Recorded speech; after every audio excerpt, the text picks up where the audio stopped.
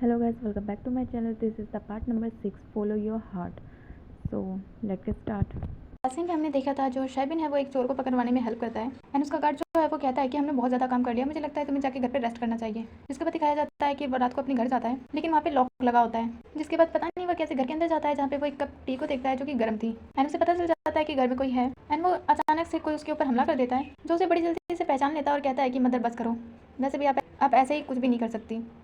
जिस पे उसकी मदर कहती है कि तुम तो बहुत ज़्यादा बोरिंग हो, ये नहीं थोड़ी सी फाइट करके एंटरटेनमेंट कर लो। इसके बाद दोनों के दोनों बैठ के आपस में बातें करने लग जाते हैं एंड उसकी मदर को शाओविन की काफ़ी ज़्यादा फिक्र होती है और कहती है कि मुझे पता है तुम एक बहुत अच्छे ऑफिसर हो लेकिन तुम साथ में मेरे सन भी हो, इसलिए तुम्हें अपना ख्याल रखना चाहिए। जिसके लिए बाइशन मान जाता है एंड जो उसकी मदर है वो कहती है कि कुछ दिनों में उसके ग्रैंडफादर का बर्थडे आने वाला है तो वो वहाँ पर आ जाए एंड उसके ग्रैंडफादर उसे बिल्कुल भी पसंद नहीं करते, जिस वजह से बाइजन जो है वो उन्हें मना करने वाला होता है लेकिन उसकी मदर जो है वो काफ़ी ज़्यादा उसे मनाने की ट्राई करती है, इसलिए वो मान जाता है एंड इस बात से उसकी मदर काफ़ी ज़्यादा खुश होती है। जिसके बाद हमें नाइट का सीन दिखाया जाता है जहाँ पे शिनबाई जो है वो सो रहा होता है एंड सपने में एक सीन देखता है, ये वही सीन होता है जहाँ पे उसने देखा था जंगल में कि किसी ने उसके फादर को मार के फेंक दिया था। जिसके बाद कुछ लोग उसे किडनैप कर लेते हैं एंड साथ में एक लड़की को बचाने के चक्कर में उसके सर पे चोट लग गई थी एंड चोट लगने के बाद भी वो होश में होता है जहाँ पे वो उस लड़की को दूर पड़े हुए देखता है जो कि बेहोश होती है, जिसके लिए वो काफ़ी ज़्यादा रो रहा होता है एंड इस बात से वो अपने सपने से उठ जाता है एंड इस बात से आपको पता चल गया होगा क्योंकि जो नानशिन है वो भी यही चीज़ें याद कर रही थी उस लड़के को एंड वो लड़का कोई और नहीं बल्कि शिनबाई है एंड वो छोटी सी लड़की नानशिंग।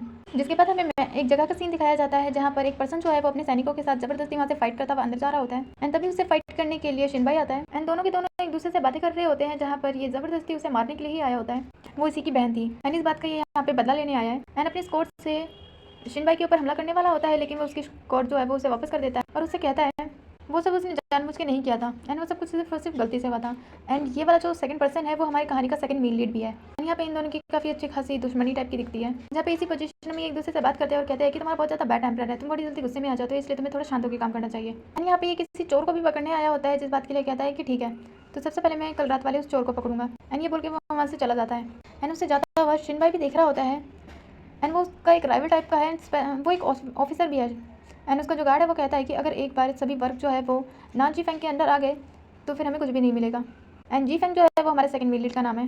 जहाँ पे बाइशन जो है वो खुद का कोई प्लान बना रहा होता है जिसमें वो किसी शन बाइली का नाम लेता है। जिसके बाद से शन बाई को उसके ऑफिस में दिखाया जाता है जहाँ पे वो 3 पर्सन को अपने पास बुलाता है एंड यहाँ आने के बाद उसे पता चलता है कि एक्चुअली कैपिटल में भी जोर्नियन प्लांट के काफ़ी सारे पॉइजन पाए गए हैं एंड उन लोगों को किसी भी तरह से उसे पकड़ना पड़ेगा ताकि कैपिटल में ये पॉइजन हर जगह ना फैल जाए। एंड इसी चीज़ को सोचते हुए काफ़ी ज़्यादा प्लानिंग वगैरह कर रहा होता है जिसमें वो तीनों पर्सन जो है वो शिनबाई को एडवाइस दे रहे होते हैं कि उसे इतना ज़्यादा रिस्की काम नहीं करना चाहिए क्योंकि अगर किसी को भी इसके बारे में पता चला और वो इस प्लान में फेल हो गए तो ये हम सब के लिए काफ़ी ज़्यादा बुरा हो सकता है। लेकिन जो शिनबाई है वो पूरी तरह प्लानिंग कर चुका होता है। जिसके बाद हमें नानशिंग को दिखाया जाता है जिसने अभी तक अपने बहुत सारे रूप बदल लिए होते हैं एंड वो सभी लोगों के बारे में पढ़ रही होती है जो कैपिटल में है और कह रही होती है कि चाहे कुछ भी हो जाए मैं उसे ढूंढ के रहूँगी। एंड अभी तक इतने टाइम में वो बहुत सारी लड़की, छोटे बच्चे, बूढ़े अंकल और पता नहीं किस किस में बदल चुकी थी। जिसके बाद हमें नानशिंग को दिखाया जाता है जो अपने घर से बाहर जा रहा होता है एंड तभी वो एक पर्सन को देखता है जो कि कोई और नहीं बल्कि उसका गार्ड है एंड उसका गार्ड जो है उसे देख के शौक हो जाता है कि आपने मुझे पहचान कैसे लिया। जिस पे वो बताता है कि उसके कपड़ों से, जिस पर वो उसकी तारीफ करते हुए कहता है कि उसको फेस नहीं दिखाई देता लेकिन वो फिर भी काफ़ी ज़्यादा स्मार्ट है और मैं काफ़ी ज़्यादा केयरलेस। एंड उनका कुछ कैंप टाइप का दिखाया जाता है जहाँ पे बहुत सारे सोल्जर्स जो है वो प्रैक्टिस कर रहे थे एंड नानशिंग जो है वो कबूतरों के साथ बिजी होता है एंड उसका गार्ड जो है वो इन्फॉर्मेशन दे रहा होता है यहाँ पे फर्स्ट लड़की जो है जिसके अंदर वो जोनिया का पॉइजन पाया गया था वो बिल्कुल यान जैसी दिखती थी एंड यान जो है वो यान लिंगशेंग है यानी कि हमारी फीमेल लीड एंड उसको याद करते हुए वो काफ़ी ज़्यादा दुखी हो ही रहा होता है लेकिन उसका गार्ड जो है वो बीच में फिर बोलने लग जाता है और कहता है कि क्या आपको उसकी याद आ रही है। जिस पर वो कहता है, शिनबाई कहता है कि सबसे पहले तो मुझे ये बताओ कि क्या तुमने इसके बारे में पता किया जो मैंने कहा था कि मुझे जोनिया प्लांट के बारे में पता करना है। जिस पर गार्ड कहता है कि हाँ मुझे पता चला कि ये सब कुछ जो है वो घोस्ट मार्केट से स्टार्ट हुआ है। जहाँ पे शिनबाई जो है वो घोस्ट मार्केट जाकर एक बार इन्वेस्टिगेट करने के लिए कहता है एंड कहता है कि अगर हम वहाँ जाकर इन्वेस्टिगेट करेंगे तो मुझे लगता है कोई ना कोई बड़ी चीज़ हमारे हाथ आई जाएगी। तभी उनके पास एक और गार्ड आता है, वो कहता है कि एक लड़की है जो कि जोनिया के प्लांट्स को हिमान से कैपिटल में लेके आ रही है एंड उसे रेस्टोरेंट में देखा गया है एंड रेस्टोरेंट का सीन दिखाया जाता है जहाँ पे जीफेंग होता है। तभी वहाँ पे शिनबाई आ जाता है जो उसे कहता है कि आखिर आज ही यहाँ 12 म्यूजिक हाउस में कैसे आ गया। नानशिन जो है वो एक लड़की होती है जो कि जोनिया प्लांट को यहाँ लेके आ रही होती है एंड उसने एक लड़की को हॉस्टेज बनाया होता है उसे छोड़ने के लिए कहता है, जबकि जीफेंग कहता है कि तुम्हें बिल्कुल भी लड़कियों को ट्रीट करना नहीं आता। क्या लगता है मुझे यहाँ पे मज़ा आ रहा है, वैसे भी ये दोनों लड़की मरने वाली है। जिस पर शिनबाई जो है वो अपनी नाइफ को फेंकता है ताकि उस लड़की को बचा सके एंड जीफेंग जो है वो अपनी सीधा स्क्वाड फेंकता है और इस लड़की को जान से मार देता है। इस बात से शिनबाई को काफ़ी ज़्यादा गुस्सा आता है और वो जीफेंग को कहता है कि अगर तुम मेरे काम के बीच में क्यों आ रहे हो। जबकि जीफेंग कहता है कि तुम इस लड़की को अरेस्ट करने वाले थे क्या, ये तो बहुत ही ज़्यादा बुरा होता। यानी इस छोटे से केस के लिए तुम यहाँ आ गए, इसका मतलब ये छोटा सा केस नहीं है, इसके बारे में मैं ज़रूर पता कर लूँगा।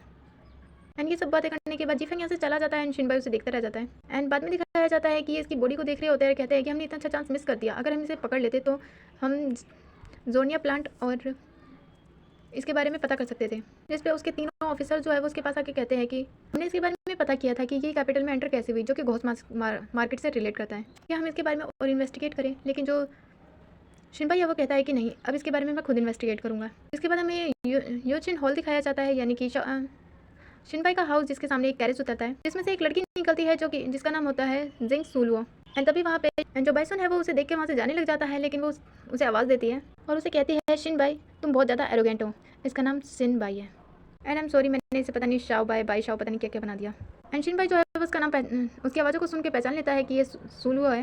एंड उसे कहता है कि आखिर वो यहाँ पे क्या कर रही है, जिस पे वो कहती है कि आखिर वो इतने ज़्यादा लेट क्यों आया है, मैं यहाँ पे ग्रैंडफादर की बर्थडे के लिए आई हूँ, लेकिन तुम यहाँ क्या कर रहे हो। जिस पर शिनबाई जो है वो कहता है कि मैं यहाँ पे मदर और ग्रैंडफादर दोनों के बोलने पे आया हूँ। इस पे सूलो उसके पास आके कहती है कि ग्रैंडफादर जो है वो तुमसे बात नहीं करते, इसका मतलब सिर्फ मदर के कहने पे ही तुम यहाँ पे आए हो। एंड सूलो जो है वो शिन को और ज़्यादा परेशान करती है, इससे पहले वो यहाँ से चला जाता है।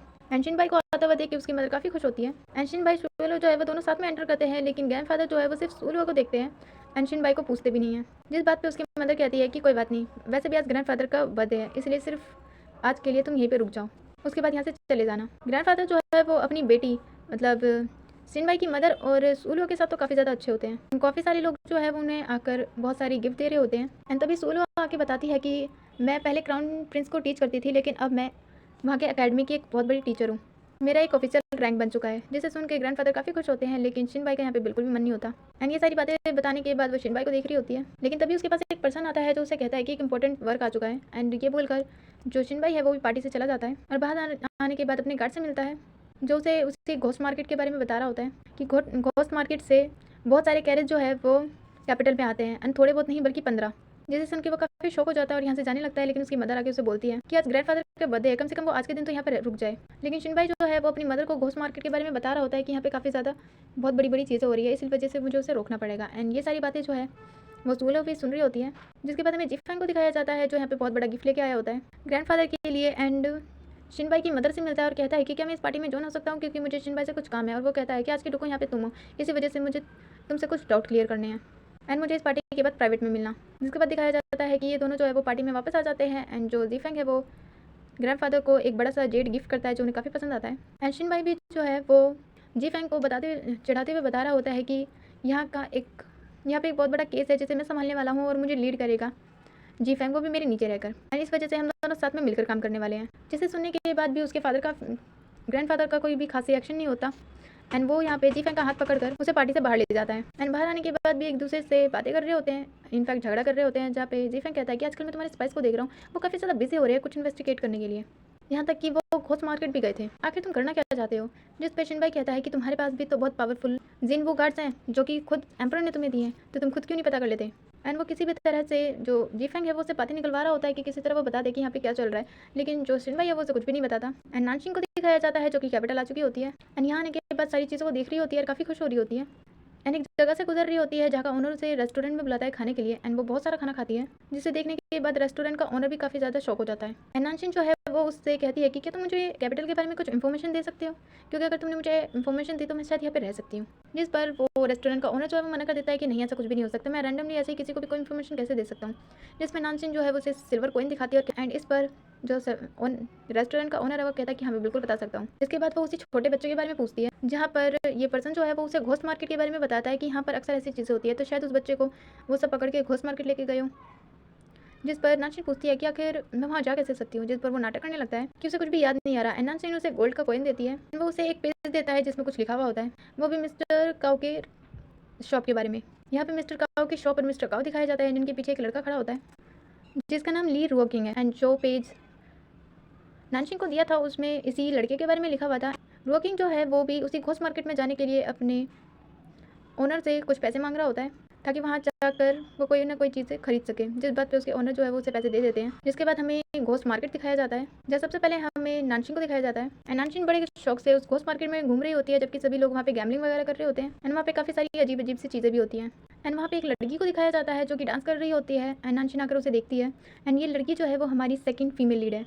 एंड जो नानशिन है वो उस लड़की के पास से चली जाती है। तभी हमें शिनबाई दिखाया जाता है, जो उसी लड़की को डांस करते हुए देख रहा होता है एंड जो गार्ड है वो कहता है कि वो कितना अच्छा डांस कर रही है, जबकि शिनबाई कहता है कि उसके सामने बैठा हुआ जो पर्सन है वो उसके लिए जो म्यूज़िक प्ले कर रहा है और साथ में उसे बता भी रहा है एंड इसी वजह से वो डांस कर रही है। एंड शिनबाई की वहाँ से जाते ही हमें नीचे फिर से सूलो दिखाई जाती है, जहाँ पे उसने पहले ही शिनबाई की बातें सुन ली थी उसकी मदर के साथ करते हुए, इसलिए वो भी उसी घोस्ट मार्केट में आ जाती है। जिसके बाद हमें 12 म्यूजिक हाउस दिखाया जाता है जिसमें जीफैन को दिखाया जाता है एंड वो यहाँ पे स्पेशली इसलिए आया था ताकि वो शिनबाई की सारी हरकतों पे नज़र रख सके।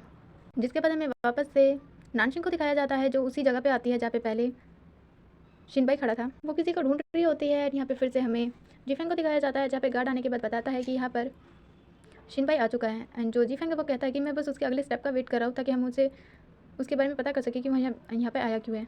सो अब हमारे हिसाब से यहाँ पे हमारे 2 फीमेल लीड, 2 मेल लीड, एक एक्स्ट्रा रोलिंग और एक्स्ट्रा सोलिंग, यहाँ पे 3 टाइप के कपल बन चुके हैं एक तरह से। तो सबके सभी घोस्ट मार्केट में घूम रहे हैं और इसी पॉइंट पे हो जाता है ये वाला एपिसोड ओवर। सो मिलते हैं नेक्स्ट एपिसोड में। Bye bye.